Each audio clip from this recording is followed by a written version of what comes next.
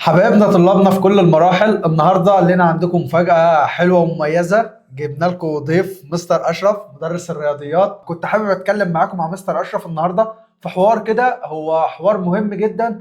وعلى قد ما هو انت ممكن تشوفه عادي وبسيط، على قد ما هو ممكن يكون اصلا سبب المشكله في الدراسه بتاعتك او في المذاكره بتاعتك. يمكن اغلبكم توقع ان انا بتكلم فيها، انا قصدي دلوقتي على التليفون. فاحنا جايين النهارده انا ومستر اشرف نمسك موضوع التليفون ده ونحاول نفسره، نقول كل تفصيله فيه على قد ما نقدر، ايه المميزات ايه الاضرار. او في الاغلب النهارده هنمسك في الاضرار حبتين ثلاثه اكتر من المميزات. احنا المميزات عارفينها، ان احنا زي ان انت مثلا بتسمعنا من عليه، بتسمع حصصك من عليه. فاحنا جايين نتكلم دلوقتي في اضرار التليفون وازاي تحد من اضراره وتحاول تستخدمه صح على قد ما نقدر. اهلا بحضرتك يا مستر اشرف، اهلا بيك، نورنا ازيك يا ومبسوطين كرولوس؟ بوجودك جدا بامانه. ده الشرف ليا يا ربنا كرولوس. يخليك يا مستر. حابب تقول إيه يا مستر في موضوع التليفون ده، او شايف موضوع التليفون ده بالنسبه للطلاب؟ طبعا زي ما قلنا كده من ناحيه الاضرار بقى شويه، لان احنا عارفين المميزات. وشايف موضوع التليفون ده ازاي يا مستر؟ بص، هو انا شايف الموبايل او التليفون من كذا ناحيه. اولا، موضوع ارتباط النت بالتليفون يعني ايه؟ يعني المفروض التليفون زي ما انت قلت ليه فوائد، زي ان الطالب يتفرج على قنوات تعليميه، زي الطالب يحضر دروسه عليه. ده كويس جدا. الطالب وخاصه في مرحله اعدادي ما يقدرش يميز قوي بين الحاجات اللي بتتعرض على النت. فانا كان المفروض ولي الامر يمسك موبايل الطالب، يحمل عليه على الموبايل نفسه، يحمل الدروس اللي عاوز يتفرج عليها الطالب ابنه، دروس رياضه، دروس علوم، دروس دراسات، اي كانت المواد، يحملها على الموبايل. ولما يدي الموبايل لابنه عشان يتفرج على الحاجات دي من غير نت خالص. ليه من غير نت؟ التليفون من غير نت ما فيهوش غير الحاجات اللي على التليفون، فانا اوريدي هتفرج على الحصص بتاعتي وهقفله. الاوبشنز بتاعته بتبقى محدوده خالص يعني. بالظبط. لكن لو على النت انا ممكن اشوف الفيديو صح، والطالب يتفرج على الفيديو وكل حاجه، بس يسرق منه ساعتين زياده بعد شويه بيتفرج على حاجات هو النت جايبها له لوحده، فيديوهات تانية لا علاقه لها بالمنهج. ماشي. وده اللي بيضيع وقت، ودي من اسوأ استخدام الموبايل، اللي هو سرقه النت للوقت. حتى لو انا عايز اتفرج على حاجه مش محملها وعلى النت، يبقى بوقت معين وبمقدار معين في ايد الطالب. المفروض ولي الامر، يمكن الموضوع يختلف من اعدادي لثانوي. يعني في اعدادي انا شايف ان ولي الامر يقدر يتحكم في توصيل وفصل النت عن الموبايل، يقدر يتحكم في وقت استخدام الطالب للموبايل. ده صعب شويه يعمله ولي الامر مع طالب ثانوي. هو مش هيعرف، يعني خلينا نتكلم بجد، يعني بالظبط، هو مش هيقدر يعمل هيعرف. كده. الطالب ثانوي ليه كذا وسيله تانية. انا شايف ان طالب اعدادي يقدر ولي الامر يتحكم في الوقت بتاع النت، يعني يسمح للطالب انه يتفرج على النت براحته ساعه في اليوم مثلا، اكتر او اقل. دي علاقه ما بين ولي الامر والطالب، وعارف ابنه بيذاكر قد ايه. طالب ثانوي مستحيل ولي الامر يتحكم في موضوع النت بالنسبه للطالب. بالظبط. دي حلها ان يبقى فيه وعي عند طالب ثانوي برضه، سواء من نفسه كطالب سنه كبير يبقى عنده وعي، او بتوعيه من اولياء الامور ان النت ده نفسه حرام وقت، حتى بالنسبه لنا احنا ككبار. حقيقي. انا ممكن اكون داخل على النت ادور على حاجه معينه تاخد 5 دقائق، اضيع ساعتين. ماشي. بس المفروض يكون في توعيه لطالب ثانوي انه النت ده مش هو حياتنا، مش هو اللي نستفاد من وراه، مش هو اللي هيبني لنا مستقبلنا. فانا هدخل على النت اشوف اللي انا عايزه بس، والباقي مذاكرتي في كتبي. موضوع النت انه يسرق وقت، لو انا مش قادر اتحكم في وقتي على النت، يبقى انا هفصل الموبايل عن النت اصلا لوحدي من غير ولي امر. لو الطالب عنده ادنى حد من المسؤوليه، طالما الطالب عنده مسؤوليه يبقى هو يقدر يتحكم في وقته. مش قادر تضبط نفسك على النت، يبقى خلي فيه وقت معين الموبايل متصل بالنت ووقت مش متصل اصلا. في عندي مشكله تانية برضو مع الموبايل من مشاكله، الجيمز. يعني ممكن يكون مش متصل بالنت بس الطالب نفسه محمل جيمز كتير قوي على الموبايل. نفس الفكره بالنسبه لاعدادي، الطالب ولي الامر المفروض يتحكم في تليفون الطالب. ده وجهه نظري.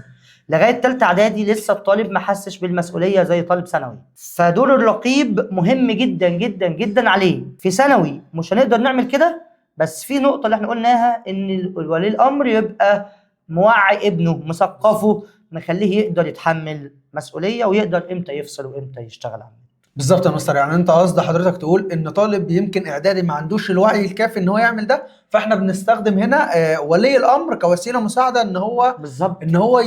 يساعد الطالب ان هو يقفل له تليفونه. وفي ثانوي احنا بنستخدم ولي الامر بس في التوعيه، لان انت في الطبيعي في المرحله دي بيكون الطالب كبر خلاص صعب الصراحه، صعب ان طالب أيوة في ثانوي صعب. تقدر تقول له هات همسك لك تليفونك افصل لك النت، وانا ما أو اقبلش ان ولي الامر يقول لابنه كده، عشان ابنه ساعتها هيحس ان هو قليل. قليل، ده حقيقي. فاحنا مش عايزين في طالب ثانوي الولي الامر يبقى متحكم بشكل شخصي في الموبايل زي طلبه اعدادي، لكن تحكمه في انه يوعيه اكتر بتحمل المسؤوليه. وبالنسبه للتليفون يا مستر، انا كنت حابب اضيف نقطه، بما اني يعتبر شاب زيهم برضه او اكبر منهم بحاجه بسيطه، تمام. وهي يا مستر التيك توك والفيسبوك، وخصوصا التيك توك. التيك توك ده اداه لتدمير عقول الطلاب والبشر.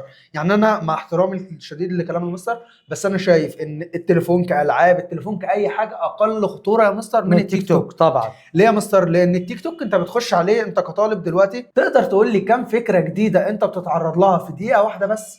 شوف كده، انت بتقلب الفيديو وليكن بتاخد في الفيديو 5 ثواني، مع ان انت ما احتاجتش هتاخد 5 ثواني. طب ما تفرق 5 ثواني 60 على 5 فيها كام فيديو يا مستر؟ 12 فيديو في 5 ب 60، بس هو مفيش فيديو 5 ثواني، ممكن 4 ثواني، ممكن 3 ثواني. بالظبط. يعني المستر اهو بيقول فيه 12 فيديو، او انا مش هقول 12 فيديو، انا هقول 12 فكره انت ممكن تتعرض لهم في دقيقه واحده، ما بين حد بيغني، حد بيرقص، حد بيطبل، ما بين كوره، ما بين لعب، ما بين موسيقى. انا عايزك تقنعني، ده انا هنا ما بتكلمتش على المحتوى الوحش اللي انت ممكن تشوفه على تطبيق زي ده. انا عايزك هنا تقنعني ان انت ازاي هتقعد على محاضره، سواء اعدادي هنقول بالساعه، سواء ثانوي ساعات بتوصل للساعتين والثلاثه، تقعد تتفرج على محاضره كده وهيكون عقلك حاضر فيها، وانت اصلا بتبقى قاعد على التيك توك. امال ممكن في الدقيقه واحده تاخد 12 وبال20 فكره فيديو، انت متخيل؟ فانت عقلك مش، اللي انا عايز اقول ان التيك توك ده هيأثر على تركيزك بالسلب، مش هيخليك تركز لمده طويله. لا، وحاجه تانية كمان، هو ال 12 فيديو اللي شافهم اكتر او اقل في الدقيقه دي، هو ما استفادش ولا فكره منهم. بالظبط. يعني حتى لو الافكار اللي اتفرج عليها كلها كويسه، انت متخيل 12 موضوع اتعرض عليه في دقيقه، ما ركزش في ولا واحده، فهو لا استفاد من التيك توك ولا التيك توك خلاه يركز في الحاجات اللي ممكن يستفاد منها زي ما كرولوس بيقول. فعشان كده التيك توك ده مدمر للعقل. طبعا مواقع تانية زيه كتير، بس هو اكتر حاجه منتشره التيك توك. بالظبط. يعني انا عايز اقول لك ان اصلا اول اداه المفروض تستخدمها عشان تنجح هي الملل.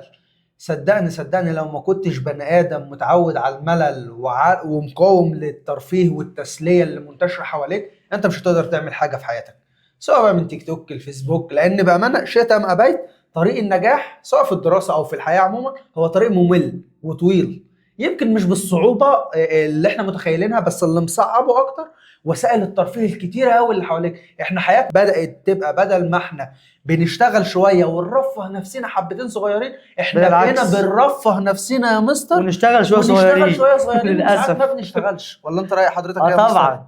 وكرولوس انا حاسس ان هو وصل بمعنى حاجه تانية، او انا عايز اضيف فكره. يعني طول ما عندنا وسائل ترفيه كتيره، قبل ما ازهق من المنهج بتاعي هجري على التيك توك، هجري على الفيس، هجري على اي حاجه تانية. لو انا ما حددتش المقدار ده يبقى هضيع، انا مش هلحق امل من الكتاب علشان خاطر اجري عليهم. زمان لما ما كانش عندنا دول، كان الواحد يا اما بيذاكر يا اما بيشتغل، يا اما بيذاكر يا اما بيشتغل، فكان بيهرب من الشغل للمذاكره، فيبقى معظم وقته مذاكره. دلوقتي للاسف انا عندي 5000 حاجه اقدر اهرب بيها من المذاكره، فانا لو سبت نفس الحاجات دي عمري ما هذاكر، عمري ما اعمل حاجه مفيده. بالظبط. فانت المفروض، انا شايف يعني انت كطالب ثانوي مش محتاج اقول لك تخلي مثلا تطبيق زي التيك توك. انا اقول لك الفيسبوك ماشي، بتشوف عليه حاجات للمدرسين بتنزل او اعلان لدرس او اي حاجه، لكن صدقني تطبيق زي التيك توك ده مهما حاولت تقنعني ان انت مثلا بتشوف عليه محتوى مفيد، فانت بتضحك على نفسك. ده اولا، ان انت مش محتاج تضحك عليا لان انا مش متحكم في حياتك براحتك، والمستر كذلك نفس الكلام.